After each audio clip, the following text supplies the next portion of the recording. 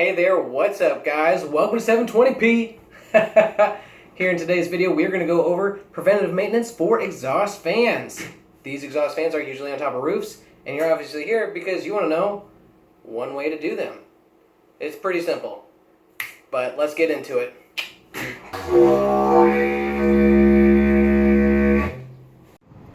Here's what we'll be working on today. Exhaust fans, some Cook exhaust fans. Here's some details about them. Main thing to note is the RPM and what size it is.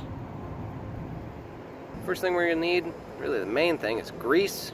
Also going to need paper towel, trash bag, and some disposable gloves for the grease. Might not need to impact a socket set, but sometimes these will have 1/2 inch on them if they're not the clippy style. First step is we're going to take the lid off.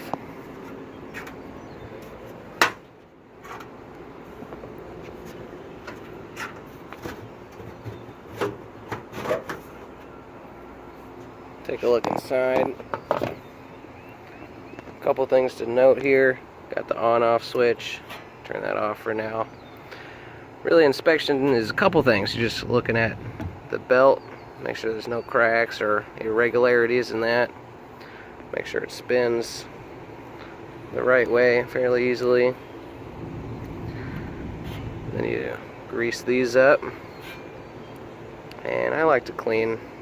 Just wipe all the greasy stuff down. Got the motor specs down here. Sometimes the motor's shot, and you'll be able to hear if it comes on and not turns. We've had them where they turn on and they need a little kick start. Still just need to replace the motor at that point. When you grease, you want to make sure the new grease comes out. Some styles of exhaust fans will look like this, where they've got the 1/2 inch screws on them. Basically all an exhaust fan is a little squirrel cage fan with a motor on it. This fan's come in all shapes and sizes. Here's the one with the 1/2 inch. Got the capacitor and motor. Just kind of switch. If your motor's not starting right away, you might want to take the capacitor off and check to see if that is running correctly or has the right amount of farads coming through it. This style doesn't actually have grease zerts on it, so we just give it a little dusty, a little sweepy. Make sure everything still works. Off, on. Looks good. As you're putting everything back, make sure you remember to turn the switch back on and just put it back on like it goes. These typically won't be on unless the downstairs switch is also on. So what you can do is go downstairs and test to make sure that it comes on. Oh my gosh, chemtrails! Squirt, squirt. Really hard to do.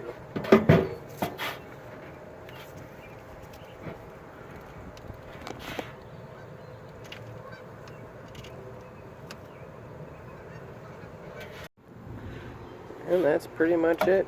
Just make sure it's turned back on.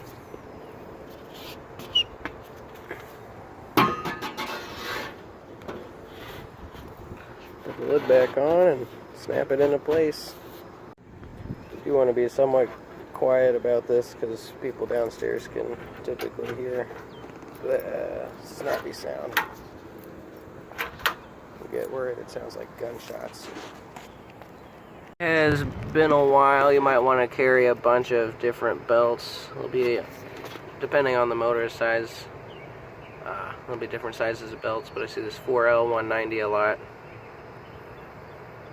You might want to just carry a roll of different ones on your bucket, on your tool bucket. These things come in all shapes and sizes. Here's a little bit bigger one. The one over the kitchen is absolutely massive, even compared to this one.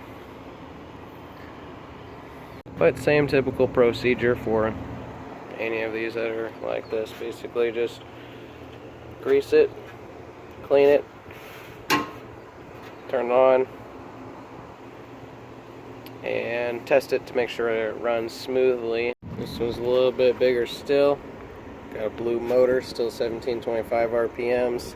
Same basic procedure. Check the belt, check the motor, make sure it comes on, not making any sounds. Grease and clean the zerts, and give it a little wipe down and good to go.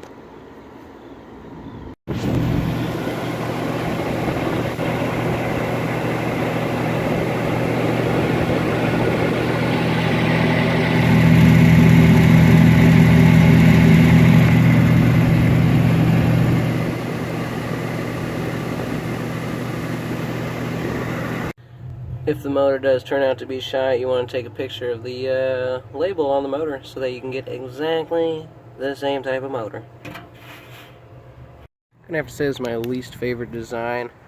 First zert right there is pretty easy to get to, but the second one right there, not so easy to get to, but not impossible. You know, just part of the job.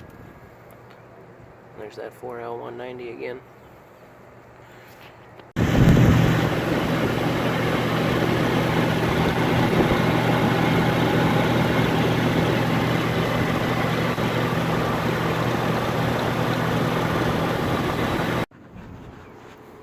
And there you have it. That's how to do these Cook exhaust fans. Have fun keeping your place of work up in running condition. Preventive maintenance on these should be done about every 6 months or so, just twice a year.